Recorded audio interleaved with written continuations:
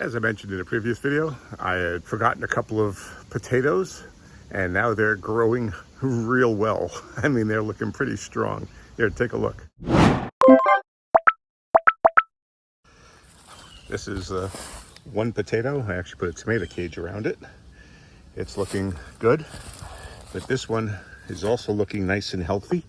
It's got a nice strong stalk on it and a little bit weaker back here, this potato, but still otherwise looking healthy. So I've got these three potatoes that re-sprouted. It's October 29th today, and they're not going to survive long enough to actually produce potatoes outdoors.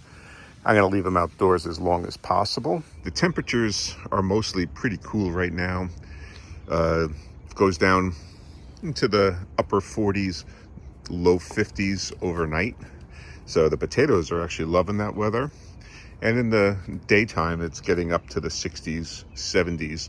So it's providing good growth opportunities for the potatoes. I'm gonna let these potato plants sit out here for a couple of more weeks anyway, until the temperatures really start to go down. And I'm gonna try and grow these potatoes indoors. And in 2-3 months time, maybe I'll get some potatoes around Christmas time that I hadn't planned on getting. This is my experiment. I've never grown potatoes indoors before, but since they've volunteered themselves for this experiment, I'm going to give it a shot. 48 hours later. It's Halloween night, and it's nighttime, and I'm going out to go get my potato plants.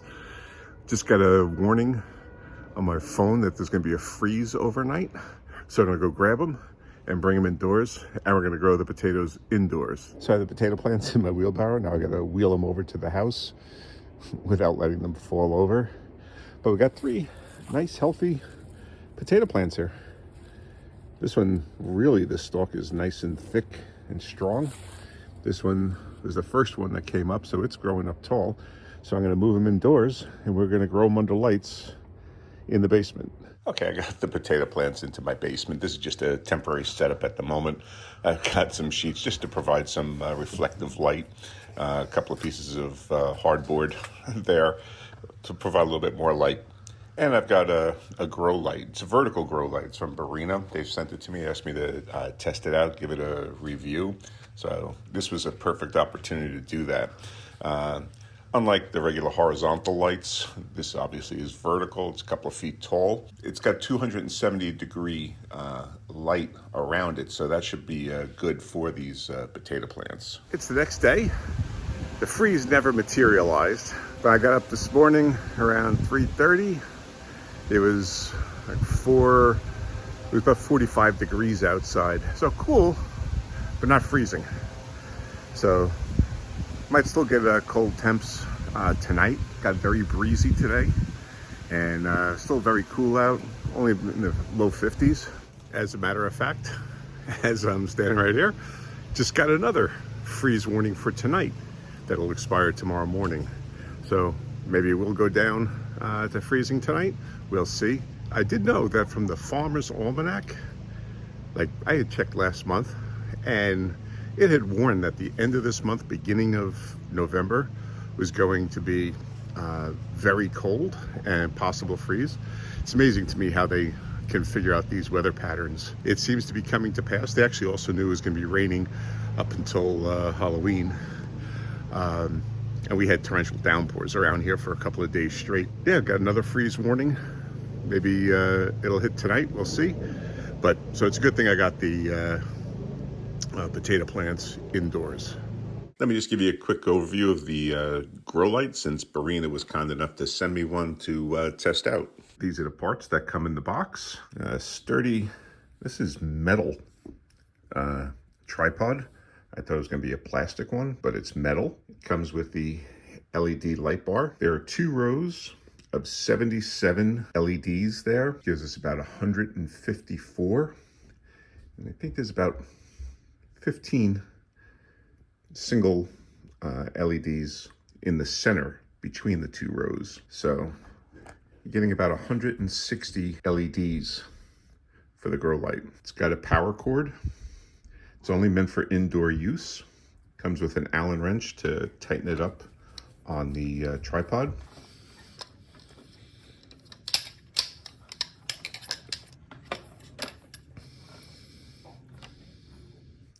Comes with cable ties, which I have no idea what they're for because the instructions don't tell you. So here's the lamp assembled and in place. Stands about 4 foot high or so. Comes with a on-off foot knob. And just step on that. And this is pretty darn bright. I'm not sure if you can tell how bright that is on camera, but in person, yeah, it's pretty freaking bright. The grow light only uses 4 watts of power, which is pretty minimal.